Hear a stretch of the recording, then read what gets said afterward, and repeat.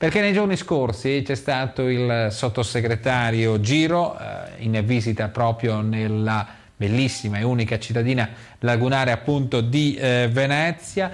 Il sottosegretario si è fermato in un noto ristorante, ovvero all'Excelsior, per mangiarsi 3 pastasciutte e spendere così 300 euro.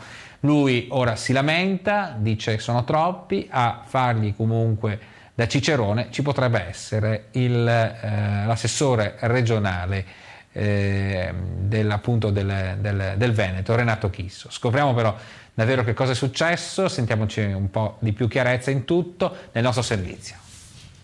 La battuta è stata fatta in un vernacolo colorito, ma non troppo, ma rende bene. E ad essere preso di mira è stato il sottosegretario ai beni culturali Francesco Giro, emissario in Laguna del ministro Sandro Bondi, che, papale, nei giorni scorsi se l'è presa con Venezia e il suo ruolo d'élite dopo aver sborsato niente meno che 300 euro per 3 piatti di spaghetti al ristorante dell'Excelsior.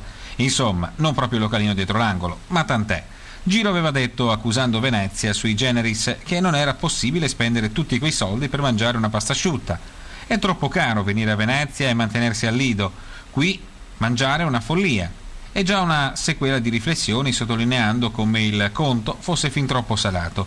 Insomma, rimostranza giusta e sacrosanta? Senz'altro, ma proprio prendendo spunto da questo episodio denunciato dal sottosegretario Giro, che poi aveva fatto paragoni anche con i prezzi di altre città festivaliere come Toronto e Cannes, tutte con i prezzi più abbordabili, è intervenuto l'assessore alla mobilità della Regione del Veneto, Renato Chisso, veneziano doc, che bonariamente ha rimbeccato Giro per la sua rampogna veneziana. Caro Giro, prima di fare dir monae, telefonami e vieni a mangiare con me.